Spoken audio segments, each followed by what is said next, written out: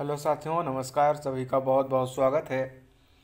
दोस्तों, assistant registrar MPPSC की जो भर्ती आई थी उसके लिए हम लोग प्रीवियस ईयर के क्वेश्चंस पेपर कर रहे हैं, जिससे कि हमें ये आइडिया लग जाए कि जो एमपीपीएससी असिस्टेंट रजिस्ट्रार के लिए प्रश्न पूछता है उन प्रश्नों की प्रकृति कैसी होती है, उनका लेवल क्या रहता है, किस तरह के प्रश्न पूछे जाते हैं।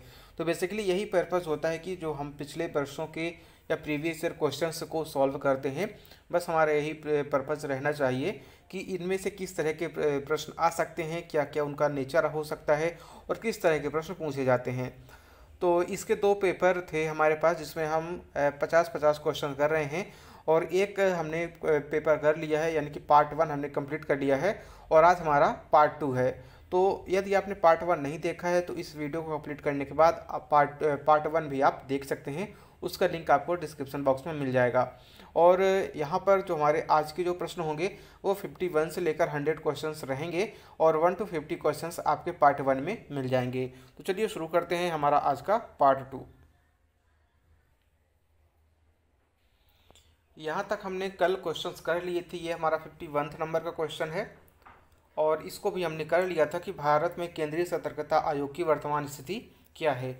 यह एक गैर सांविधिक निकाय है। इसके आगे का हमारा प्रश्न है, न्यायिक नियंत्रण उत्पन्न होता है। न्यायिक नियंत्रण कैसे उत्पन्न होता है? न्यायिक अभिसमयों से, प्रशासनिक आदेशों से, विधि के शासन से या कार्यकारी आदेशों से। तो जो हमारा न्यायिक नियंत्रण होता है, यानी कि जो हमारी न्यायिक व्यवस्था होती है उस पर जो कंट्रोल होता है वह किस प्रकार से हम कर सकते हैं। तो यहाँ पर आएगा विधि के शासन से, यानी कि जब हमारे कानून का शासन होगा तभी हम उस पर नियंत्रण कर पाएंगे। अगला प्रश्न है, प्रशासन पर कार्यपालिका नियंत्रण निम्नलिखित में से किसके प्रयोग में लाया जाता है? प्रशासन पर कार्यपालिका नियंत्रण निम्नलिखित में से किससे प्रयोग में लाया जाता है? आपके ऑप्शंस हैं, अनुदानों की मांगों पर बहस द्वारा, प्रशासनिक नीति निर्माण द्वारा, अधीनस्थों के निर्णयों के अनुमोदन द्वारा या सामयिक समीक्षा बैठकों द्वारा। यहाँ पर आपके ऑप्शंस 1, 2, 2, 3, 2, 4 या 1, 4।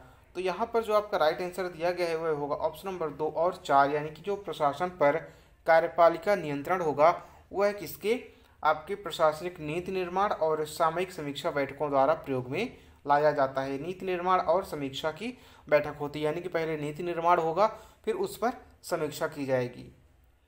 अगला प्रश्न है, निम्नलिखित में से कौन सा एक कर संघ सरकार द्वारा, यानी कि केंद्र सरकार द्वारा लगाया जाता है लेकिन संघ व राज्यों के मध्य वितरित कर दिया जाता है? यहाँ पर करों के बारे में पूछा गया है कि कौन सा कर है संघ सरकार द्वारा लगाया जाता है लेकिन वह संघ और राज्यों दोनों के मध्य बांटा जाता है। यहाँ पर आपके ऑप्शन हैं, भू राजस्व, आयकर, संपदा कर और अधिभार। तो यहाँ पर ऐसा कर है आयकर, जो कि केंद्र सरकार द्वारा लगाया जाएगा लेकिन केंद्र और राज्यों के बीच में बांटा जाएगा। कुछ ऐसे कर होते हैं जो केंद्र सरकार द्वारा लगाए जाते हैं और केंद्र सरकार द्वारा ही उन्हें कलेक्ट किया जाता है लेकिन वह राज्यों के मध्य में बांट दिए जाते हैं। केंद्र सरकार का उन करों में कोई हिस्सा नहीं होता है। कुछ ऐसे भी कर होते हैं जो केंद्र सरकार द्वारा लगाए जाते हैं तथा केंद्र सरकार उनको कलेक्ट करती है और वे कर केंद्र और राज्य दोनों के मध्य में बांटे जाते हैं। तथा कुछ ऐसे कर होते हैं जो केंद्र द्वारा लगाए जाते हैं लेकिन राज्यों द्वारा इकट्ठे भी किए जाते हैं और राज्यों द्वारा ही उन्हें अपने उपयोग में लाया भी जाता है, यानी कि वो इंडिविजुअल जो स्टेट होगा वो अपने अपने राज्य में उन करों को इकट्ठा करेंगे और अपने काम में लाएंगे। अगला प्रश्न है, ब्रिटिश भारत में जिला कलेक्टर का पद कब सृजित किया गया था? जिला कलेक्टर का, तो जो जिला कलेक्टर का पद है वह ब्रिटिश भारत में 1772 ईस्वी में सृजित किया गया था। अगला प्रश्न है, किस वर्ष ब्रिटिश भारत में जिला कलेक्टर से न्यायिक शक्तियों को पृथक कर जिला जज का नवीन पद सृजित किया गया था? यानी कि जो शुरू में था, जो जिला कलेक्टर होता था वही जिला न्यायाधीश का काम करता था, लेकिन उसके बाद 1792 ईस्वी में जिला कलेक्टर से जो न्यायिक शक्तियाँ थी जिले की उसे अलग करके या उसे निकाल करके जिला जज, या जिसे हम डीएम डिस्ट्रिक्ट मजिस्ट्रेट कहते हैं, ऐसा पद लाया गया था। अगला प्रश्न है, किसी अदृश्य व्यय को पूरा करने के लिए भारत की आकस्मिकता निधि में से धनराशि अग्रिम दी जा सकती है? किसके द्वारा दी जा सकती है? राष्ट्रपति जी के द्वारा आकस्मिकता निधि से जो अग्रिम धनराशि होती है वो दी जा सकती है। अगला प्रश्न है, निम्नलिखित में से कौन सा एक प्रशासन पर कार्यपालिका नियंत्रण का सर्वाधिक प्रभावी नियंत्रण का साधन है? आपके ऑप्शंस हैं राजनीतिक निर्देश, अधीनस्थ विधायन, वित्तीय प्रशासन या उच्च अधिकारियों की नियुक्ति एवं विमुक्ति। तो यहाँ पर प्रश्न क्या बोल रहा है? प्रशासन पर कार्यपालिका नियंत्रण का सर्वाधिक प्रभाव, तो उच्च अधिकारियों की नियुक्ति एवं विमुक्ति। यहाँ पर जो प्रशासन की कार्यपालिका होती है उसका जो सर्वाधिक यहाँ पर क्या है, जो बड़े अधिकारी होते हैं संघ लेवल के या जो ग्रुप ए और बी के अधिकारी होते हैं उन अधिकारियों की नियुक्ति और उनकी विमुक्ति। अगला प्रश्न है, प्रशासन में न्यायिक नियंत्रण का औचित्य तभी है जब विवेकाधिकार का दुरुपयोग हो, राय में भिन्नता हो, वैधानिक त्रुटि हो या क्षेत्राधिकार का अभाव हो। तो यहाँ पर नियंत्रण का औचित्य तभी है, इसका इंग्लिश देख लेते हैं। Judicial intervention in administration is justified when, आपके ऑप्शंस क्या है कि कब जस्टिफाइड होता है, यानी कि कब इसको हम औचित्य कह सकते हैं। यहाँ पर आपके ऑप्शंस हैं विवेकाधिकार का दुरुपयोग हो, यानी कि पहला ऑप्शन, फिर सी नंबर है वैधानिक त्रुटि हो और चौथा नंबर क्षेत्राधिकार का अभाव हो। ठीक है, तो ये 3 ऑप्शन आपके सही हैं। अगला प्रश्न है, लोक सेवकों के भ्रष्टाचार, कुअभ्यास व दुराचार को रोकने के लिए केंद्र सरकार द्वारा निम्नलिखित में से कौन सी संस्था स्थापित की गई है? आपके ऑप्शंस हैं केंद्रीय सतर्कता आयोग, राष्ट्रीय मानवाधिकार आयोग, विशेष पुलिस संस्थापना या केंद्रीय अन्वेषण ब्यूरो। तो यहाँ पर कुअभ्यास भ्रष्टाचार को रोकने के लिए क्या स्थापित किया गया है? 1, 3 और 4, यानी कि केंद्रीय सतर्कता आयोग, विशेष पुलिस संस्थापना और केंद्रीय अन्वेषण ब्यूरो। अगला प्रश्न है, करारोपण के वितरण की योजना में संघ को सौंपे गए राजस्व का मुख्य स्रोत है? एल्कोहलिक मदिरा, अफीम, भारतीय भांग व अन्य नशीले पदार्थों पर आबकारी शुल्क या बिक्री कर या कारपोरेशन कर या प्रोफेशनल कर। तो यहाँ पर जो करारोपण है उसके वितरण में जो संघ को यानी कि जो संघ को जो मुख्य रूप से जो राजस्व प्राप्त होते हैं वो कौन से हैं? कारपोरेशन कर, कारपोरेशन टैक्स। अगला प्रश्न है, किस प्रलेख में निम्नतर न्यायालय से मामला उच्चतर क्षेत्राधिकार के न्यायालय को सौंपा जाता है? किस प्रलेख में निम्नतर न्यायालय से मामला उच्चतर क्षेत्राधिकार के न्यायालय को सौंपा जाता है? उत्प्रेषण में। यानी कि इसमें क्या होता है कि यदि किसी निचली कोर्ट ने, यदि मान लीजिए हाई कोर्ट है, तो हाई कोर्ट से नीचे की जो भी कोर्ट हैं आपकी जिला कोर्ट हो गई या क्षेत्रीय कोर्ट हो गई, तहसील स्तर की कोर्ट हो गई, वहाँ से किसी भी केस को या किसी भी वाद को वहाँ से उठाकर किसी दूसरे कोर्ट में ट्रांसफ़र करना या अपने पास उस केस को बुलाना, यह कहलाता है उत्प्रेषण। ठीक है, तो मामला उच्चतर क्षेत्राधिकार के न्यायालय को सौंपा जाना क्या है? यह उत्प्रेषण कहलाता है। अगला प्रश्न है, निम्नलिखित कथनों पर विचार कीजिए।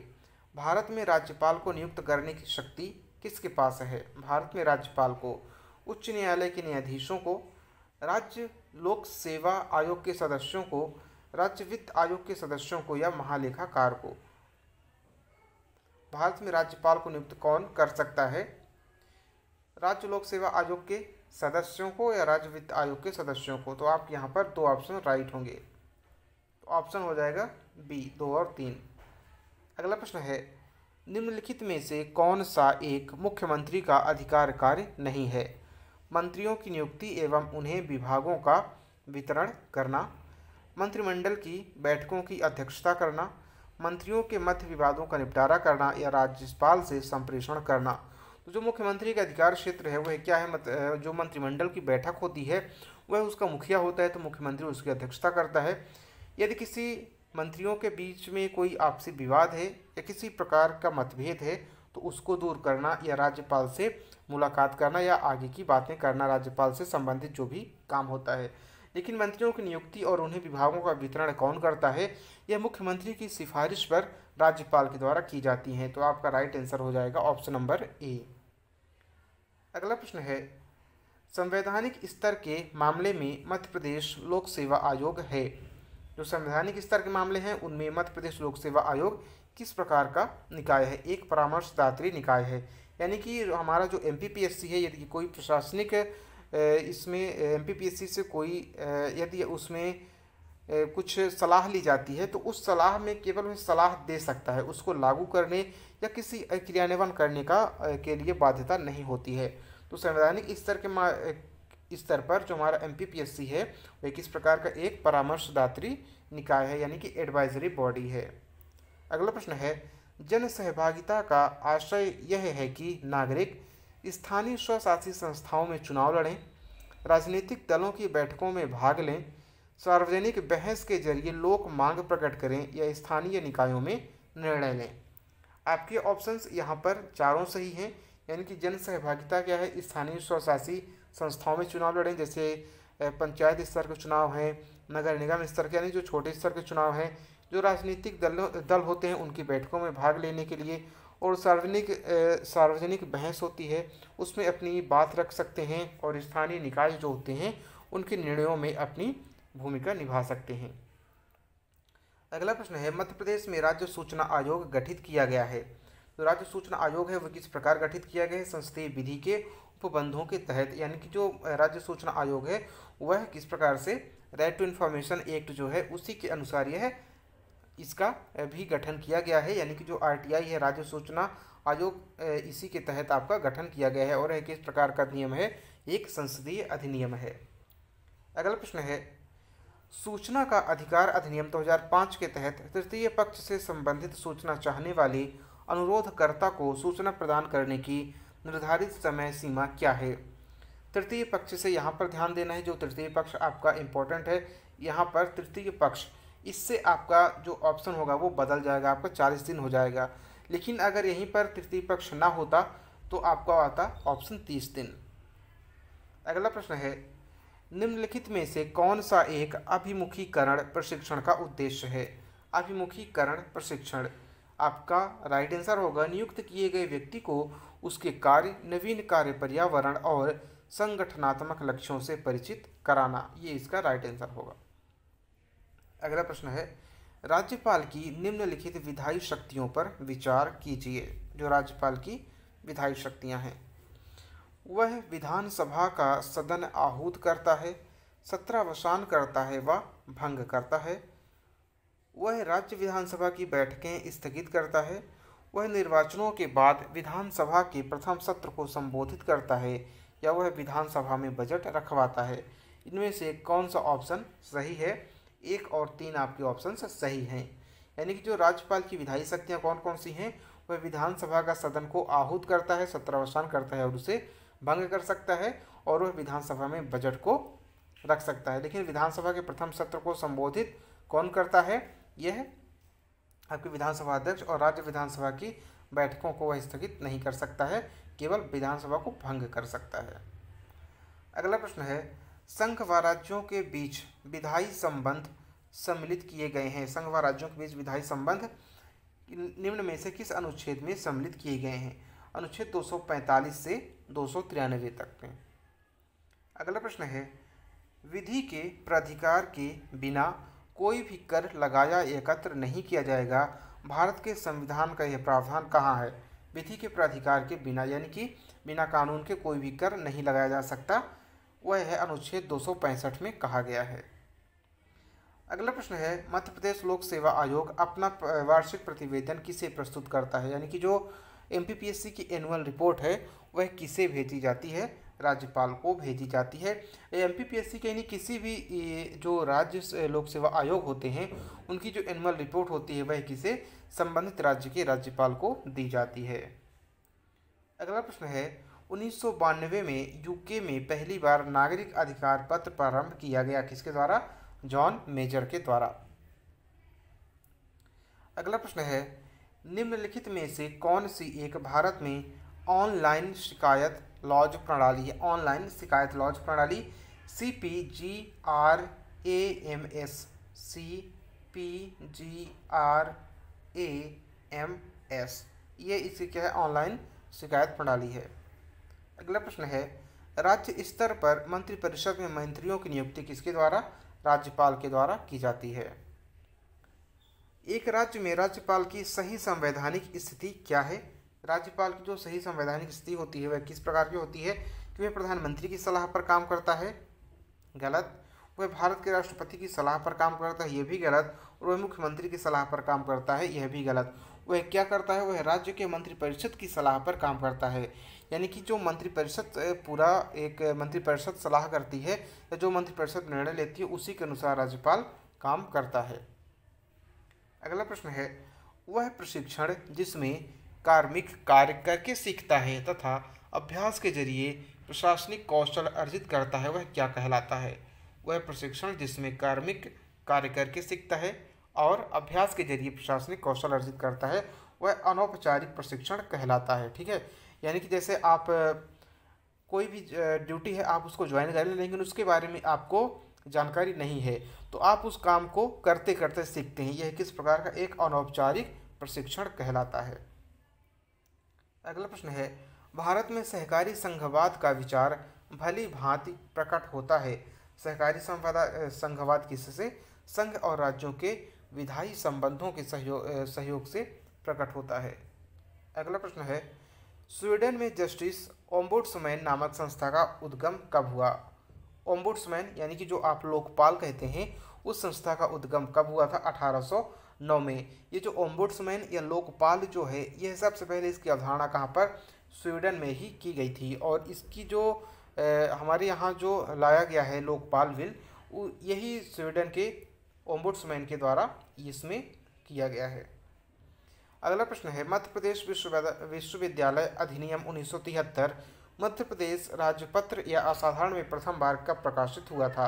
यह 23 अप्रैल 1973 को प्रकाशित हुआ था, मध्य प्रदेश विश्वविद्यालय अधिनियम 1973।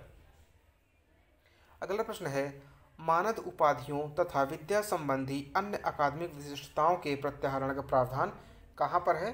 परिनियम में। अगला प्रश्न, निम्नलिखित में से कौन सा पदाधिकारी सभा का सदस्य नहीं होता? विश्वविद्यालय का वित्त अधिकारी यह सभा का सदस्य नहीं होता है। अगला प्रश्न है, सभा का सम्मेलन कब होता है?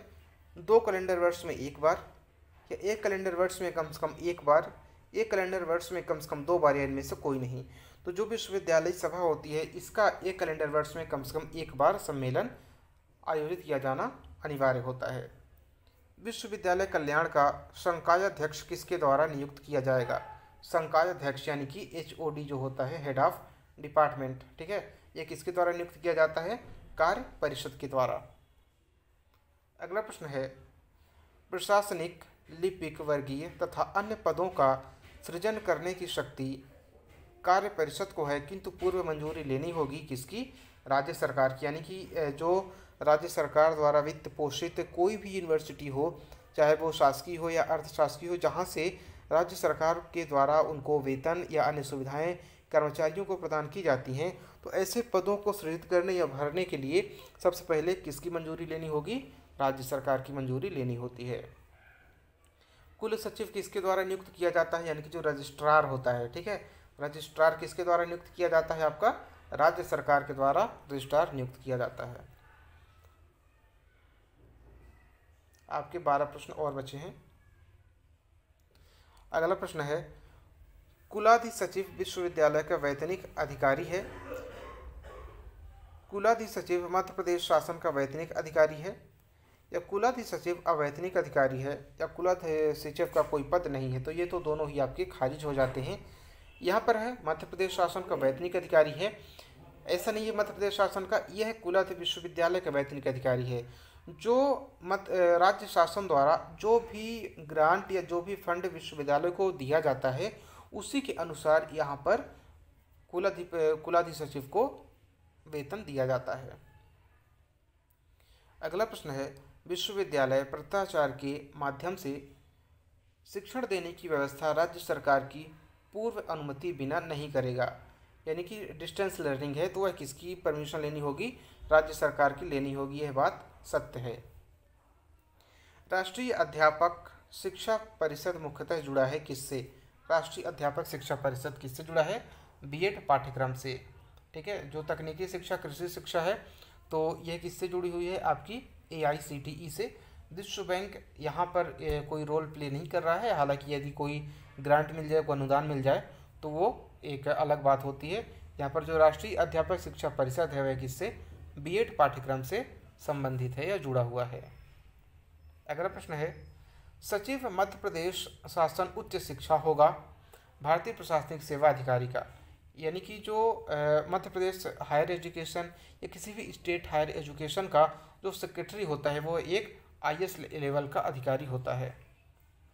अगला प्रश्न है, अखिल भारतीय तकनीकी शिक्षा परिषद की अनुमति लेना अनिवार्य है इंजीनियरिंग महाविद्यालय प्रारंभ करने के लिए, ठीक है। AICTE किससे? इंजीनियरिंग महाविद्यालय प्रारंभ करने के लिए। चिकित्सा वाले हैं जो, तो उसमें किसमें? मेडिकल काउंसिल ऑफ इंडिया या ICMR की। और कला एवं विज्ञान महाविद्यालय के लिए किसकी अनुमति चाहिए? आपकी UGC की। डॉक्टर हरि सिंह गौर विश्वविद्यालय केंद्रीय विश्वविद्यालय के रूप में किस वर्ष स्थापित हुआ था? 2009 में स्थापित हुआ था। मध्य प्रदेश राज्य के प्रथम हिंदी विश्वविद्यालय का नाम क्या है? अटल बिहारी वाजपेयी हिंदी विश्वविद्यालय भोपाल में स्थित है। अगला प्रश्न है, विद्या परिषद में निम्नलिखित में से कौन सदस्य नहीं होता है? विद्या परिषद में आपका राइट आंसर होगा यहाँ पर कुलाधिपति द्वारा नाम निर्दिष्ट 5 प्राध्यापक। अगला प्रश्न है, विद्या संबंधी योजना का मूल्यांकन बोर्ड का पदेन अध्यक्ष होगा, यानी कि जो विद्या संबंधी योजना है उसके मूल्यांकन की जो समिति बनाई जाएगी या जो बोर्ड बनाया जाएगा, उसका अध्यक्ष कौन होगा? विद्यालय का कुलपति होगा। अगला प्रश्न है, मध्य प्रदेश विश्वविद्यालय अधिनियम 1973 के अंतर्गत स्थापित विश्वविद्यालयों की कुल की संख्या कितनी है? अभी 7 है। अगला प्रश्न है, कार्य परिषद बजट अनुदान की रकम को कम कर सकती है? हाँ, यानी कि जो अनुदान आता है वह किसको बढ़ाने या घटाने का काम किसके पास होता है? वो कार्य परिषद के पास होता है। निजी विश्वविद्यालय नियामक आयोग के अध्यक्ष डॉक्टर अखिलेश पांडे। अगला प्रश्न है, मध्य प्रदेश के विश्वविद्यालयों एवं संबंधित महाविद्यालयों में रैंकिंग की प्रथा को रोकने के लिए किस परिनियम में प्रावधान है? परिनियम 40 में। ऑटोनोमस कॉलेज संबंधी प्रावधान किसमें है? किसी में भी अनुच्छेद में नहीं दिए गए हैं।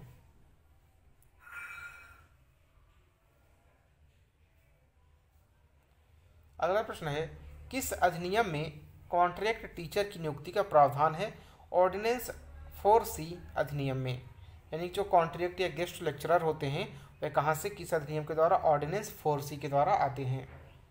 जीवाजी विश्वविद्यालय के कार्यक्षेत्र में कौन सा जिला नहीं आता है? जीवाजी विश्वविद्यालय यह कौन सा है? विदिशा जिला नहीं आता है।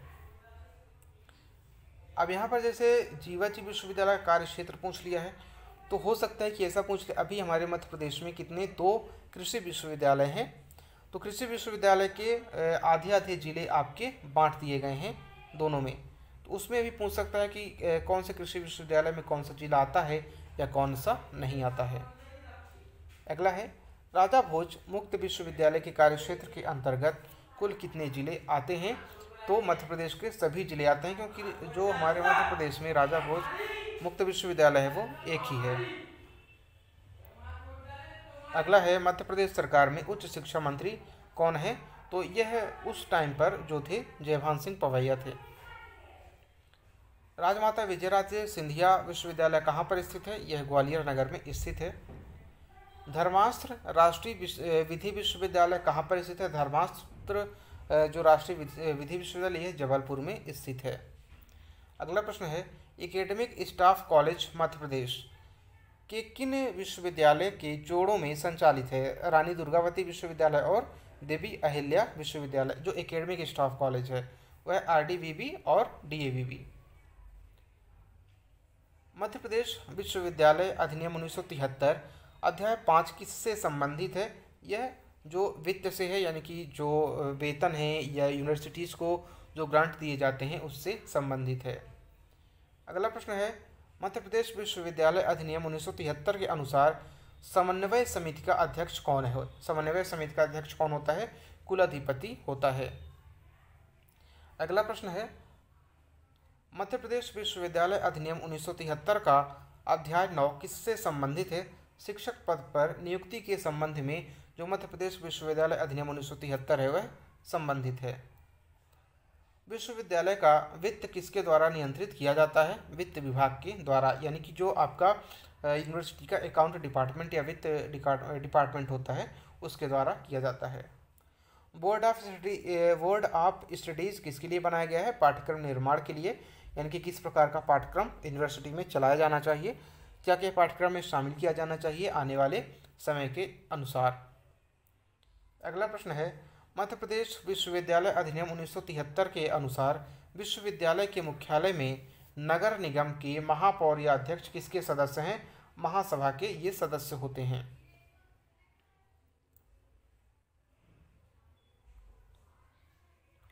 अगला प्रश्न है, विश्वविद्यालय में शिक्षक पद की नियुक्ति के लिए चयन समिति के अध्यक्ष कौन होते हैं? कुलपति होते हैं। जो आपके लेक्चरर की या जो फैकल्टी की नियुक्ति की जाती है उसके लिए जो आपकी चयन समिति होती है उसके अध्यक्ष कौन होते हैं? कुलपति बनाए जाते हैं और उन्हीं का निर्णय लास्ट होता है।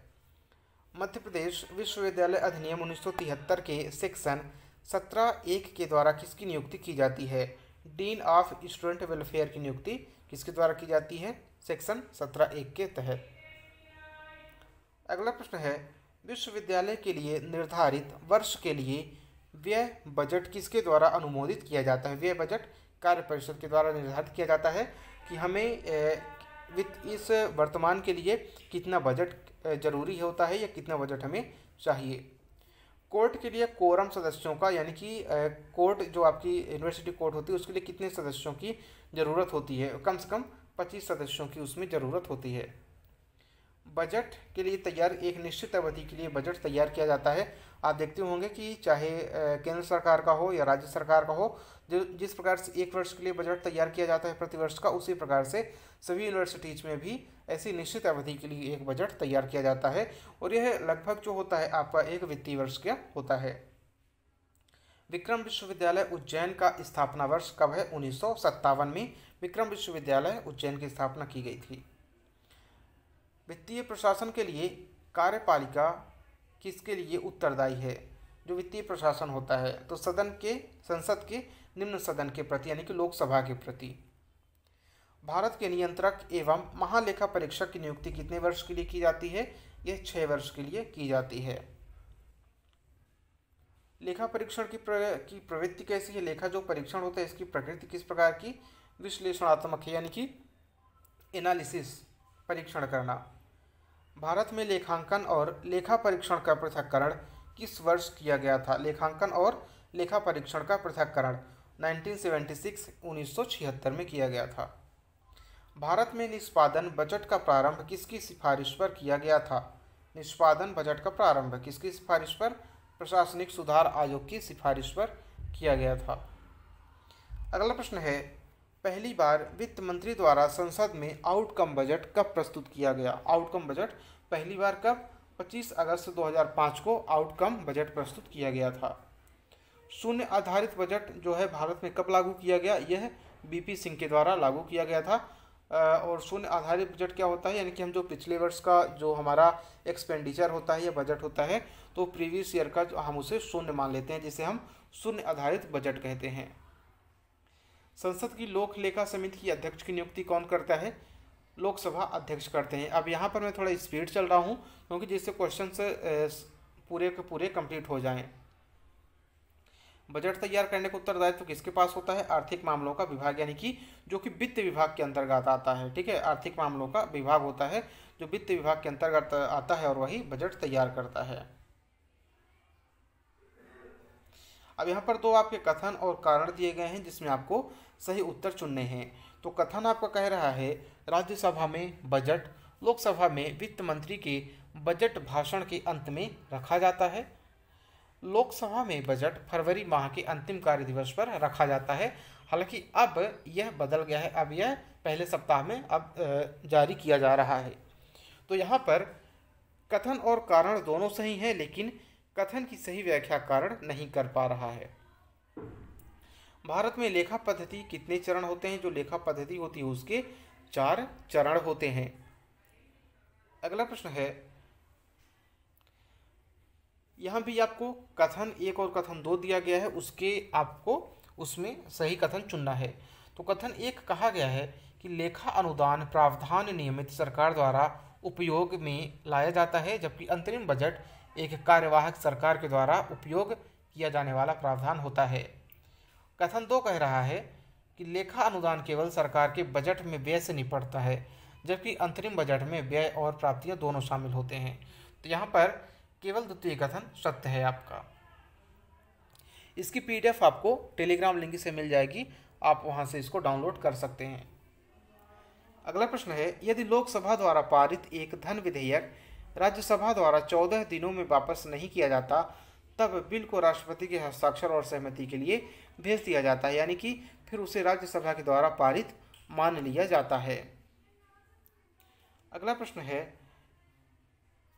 इनमें से कौन सा सही कथन है? संसद कर को बढ़ा सकती है, संसद कर प्रावधानों में कोई परिवर्तन नहीं कर सकती, संसद कर समाप्त कर सकती है, संसद कर नहीं बढ़ा सकती और संसद कर घटा सकती है। तो इसमें क्या कह रहा है कि कथन कौन से सही हैं? तो यहाँ पर ये कथन 1, 3 और 5 सही है, यानी कि जो संसद है वह कर को बढ़ा सकती है, समाप्त भी कर सकती है और घटा भी सकती है। लेकिन यहाँ पर जो 2 और 4 है वह गलत है, क्योंकि यहाँ पर कहा कि कोई परिवर्तन नहीं कर सकती है, तो यह भी गलत है। जब अगर बढ़ा सकती है यानी कि उसमें परिवर्तन हो गया, घटा सकती तो भी इसमें परिवर्तन हो गया। ठीक है, कर बढ़ा नहीं सकती है तो यह गलत है। ठीक है, अगला प्रश्न आ गया, भारतीय संसद लोक वित्त पर अपना नियंत्रण लागू करती है, किसके द्वारा? लोक वित्त पर लोक लेखा समिति के द्वारा अपना नियंत्रण स्थापित करती है। किस पर? लोक वित्त पर भारतीय संसद। अनुदान की मांग कौन करता है? कार्यपालिका, यानी कि जो भी कार्यपालिका होती है, चाहे वो केंद्र स्तर पर हो या राज्य स्तर पर हो या विश्वविद्यालय स्तर पर हो, वह कौन? कार्यकारी जो परिषद होती है, कार्यपालिका जो होती है, वह अनुदान की मांग करती है। लेखानुदान कब पारित किया जाता है? लेखानुदान आम बहस के बाद पारित किया जाता है। अगला प्रश्न, भारत की संचित निधि से भुगतान का प्राधिकार किसे मिलता है? विनियोग विधेयक से, यानी जो संचित निधि होती है उससे हम सिर्फ विनियोग विधेयक के माध्यम से ही उसमें हम धन को निकाल सकते हैं। भारत में बजट पद्धति का संस्थापक किसे कहा जाता है? या यह भी पूछा जा सकता है कि जो भारत का पहला बजट था वह किसने प्रस्तुत किया था? जेम्स विल्सन था, जिसे भारत में बजट पद्धति का संस्थापक माना जाता है या बजट पद्धति का संस्थापक कहा जाता है। बजट शब्द किस वर्ष प्रकाश में आया था? जो बजट है यह 1733 में प्रकाश में आया था। अगला प्रश्न है, वित्तीय शक्ति का स्रोत क्या होता है? वित्तीय शक्ति का स्रोत हमारी व्यवस्थापिका होती है। अगला प्रश्न, भारत में बजट विधिवत कब प्रारंभ किया गया था? 1733 में यह शब्द पहली बार इस्तेमाल किया गया, लेकिन जो पहला बजट था वह 18 फरवरी 1860 को पारित किया गया था या प्रारंभ किया गया था। ऐसे तथ्य जो खातों के रिकॉर्ड में शामिल होते हैं उन्हें क्या कहा जाता है? ऐसे तथ्य जो खातों के रिकॉर्ड में शामिल होते हैं उन्हें लेन देन कहा जाता है।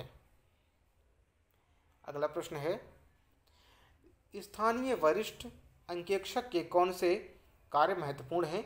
यहाँ पर इनमें से सभी होते हैं। कौन कौन से हैं?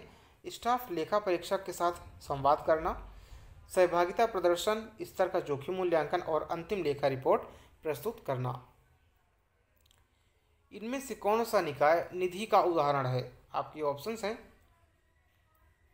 यहाँ पर एक प्रश्न कटा हुआ है, तो हम अगला प्रश्न देख लेते हैं।